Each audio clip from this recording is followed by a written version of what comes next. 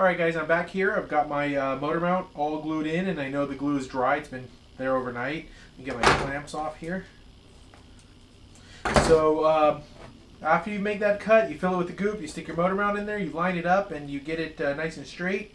Your motor mount should be durable. It's not going anywhere. It's on there nice and tight.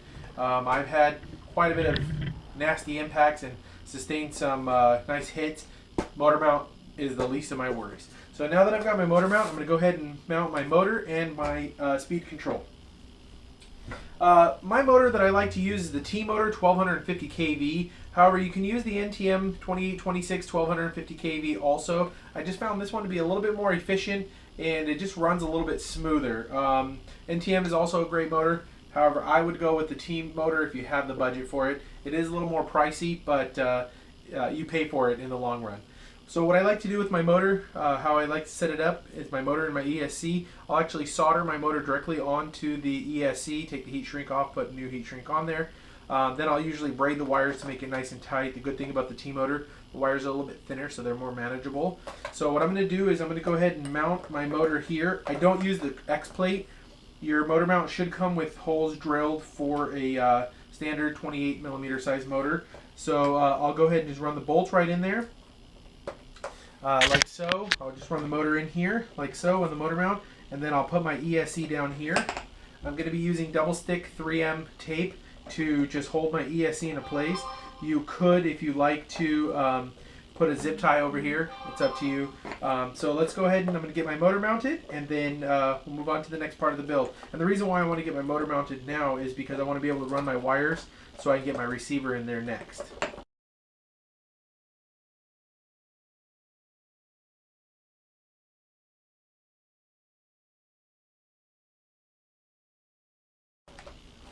Okay, once you've got your motor mount mounted, make sure it's spinning free and that the little C-clip in there is not rubbing any part of the metal. So we'll go ahead and get our ESC mounted in here. This double stick tape really sticks to the laminate here. Get that mounted on there, nice and tight, not touching anything. Alright, now I'm going to just go ahead and I've cut the laminate. I'm going to cut the laminate right here where I've cut over that servo and just run this servo line right into the receiver bay. And I'm going to be very careful not to cut the wire that's already in there. Alright, got that down and nice, neat. And then I can just tuck this wire right in there with the others. Alright, so now that we've got that in there, my heavy duty packing tape and just run some tape right over there. And as you can see, it covers it up nicely, keeps the frame nice and durable. So we've got that going there now. Now we're on to my Dragon Link receiver. You can use any type of receiver you choose. I like to do a lot of low flying and flying in dense brush areas. So I want to make sure I've got that range to get me where I need to go. So go ahead and plug in my motor to channel 1. And then I'll go ahead and plug my elevons into the next two. Elevator and aileron. And as you can see, it's in there nice and tight. So I'll go ahead and then I'm just gonna I'm not gonna cut into the foam for the Dragon Link antenna. So what I'll do is I'll just go ahead and run it to where I need it to go. I'll put it up in the configuration that I like it to be, and then I'll just put another piece of the heavy duty packing tape on there, and then I'll probably put another strip of the packing tape over here just like so to just make sure this doesn't come flying out. But if you cut your bays nice and tight, it should be in there nice and snug. Alright guys, I decided I'm going to go ahead with the 600 milliwatt 5.8 gigahertz transmitter. When I cut out the bays for my wing here, I made a solid square here. Usually what I'll do is I'll make it and contour it out to the receiver that the transmitter that I'm going to be using. So in this case I decided I'm going to go with this one. So what I'm going to do is just match it up and cut out a little area of the foam to accommodate my antenna. So as you can see, I got that in there and it fits nice and flush. left me a little bit of room for the wires. So I'm going to be using the 700 TV line CCD camera. I got this from Servos. It was pretty inexpensive. I normally run the PZO 420, but in this case I wanted to go ahead and give this camera a try. I verified that this camera actually can run on 5 volts, which is great because I could just run it off of the 5.8 gigahertz Fat Shark. I've already measured this to make sure that the wire will reach. So what I'll do here is I'll go ahead and just kind of dry fit it and make sure that it's going to reach where it's at. And as you can see, I put the camera and the transmitter on the left side because the GoPro box that's included with your kit will fit the camera on the left side. You don't want to have wires crossing and things of that nature. So I went ahead and already run the wires for that. To power my video transmitter, I've already verified that the immersion 600 milliwatt transmitter can run off of a 4S battery, no problem. So what I did is I just grabbed a 4S balance lead. So when I plug in my battery, I'll have the main power source going here into the ESC in the motor.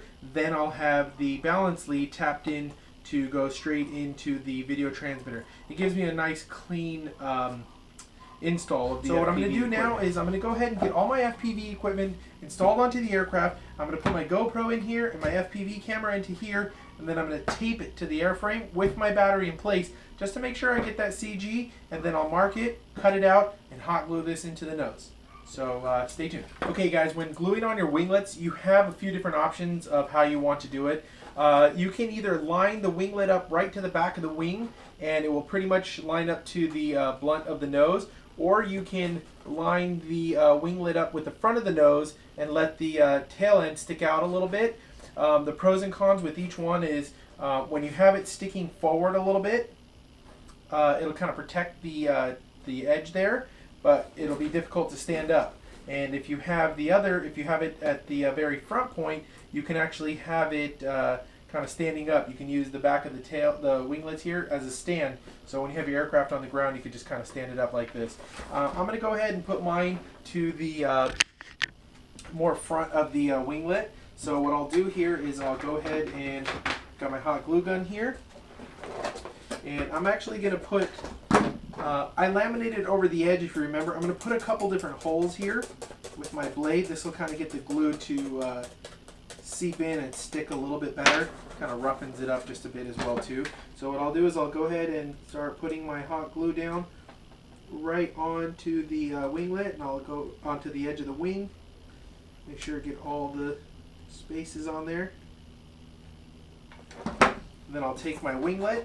Your winglet has a, on the coroplast, where you want to attach it is the back end goes right here, and the front end would go here, and you want to leave about 1.5 inches of space on the bottom, and that's to keep the wing off the ground.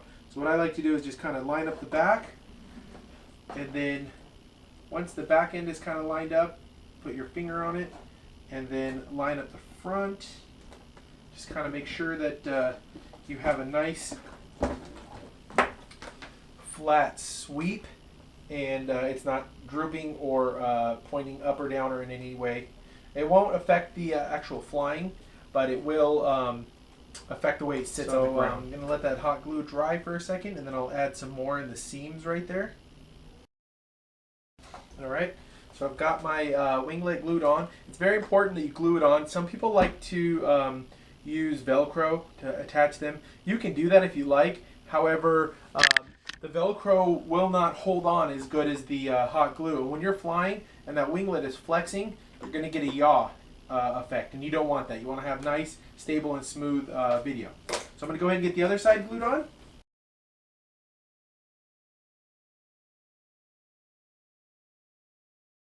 Now I've got my skids. As you'll notice, the cuts on the skids are very rough, very, I guess you can say, kind of scruffy.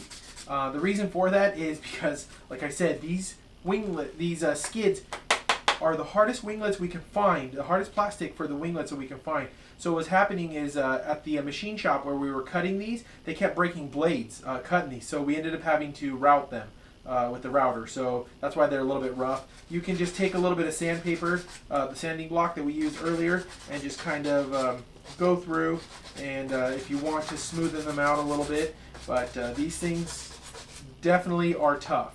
So what I'm going to do is I'm going to go ahead and just kind of line up my winglets here and make sure that they fit, and as you can see, I've got my winglets here ready to go. I'm not going to glue them on yet. I'm just going to tape them into place, and then the reason for that is because I want to get all my gear on here and just tape the winglets into place, cut out the spot for my GoPro, and then make sure I got a nice solid CG. And the CG is about 4 3/4 or 4.5 to about 5 inches. I like to put it right at 4 3/4. Seems to be the sweet spot for this flying wing. It is very sensitive to the CG, so if you don't want to maiden with your GoPro and you put some batteries or something like that in there, or some weight, make sure you put the correct amount of weight for your simulated GoPro. So I'm going to go ahead and finish up my gear, and then we'll go ahead and cut out the box for the GoPro.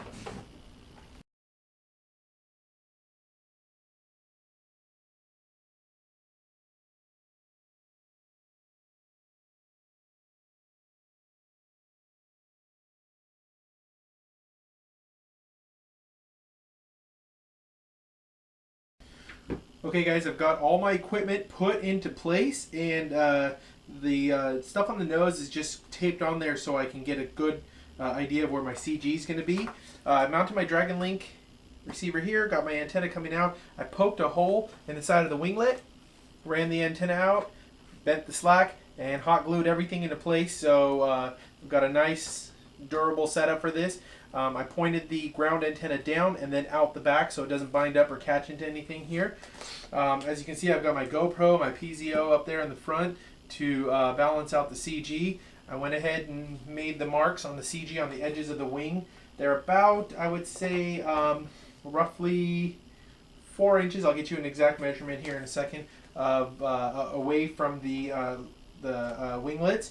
And as you can see here, that my plane is pretty much balanced out on the CG, and maybe a little bit on the tail heavy side, but that's okay because I marked my GoPro box here. So once I put that in, there's going to be some hot glue in here holding the equipment in the front, so it will add a little bit more nose weight. So I'm going to go ahead and make the cutout here for my GoPro box, and then I'm going to get it dry fitted in there. I'll hot glue it down, and then hot glue the winglets into place here.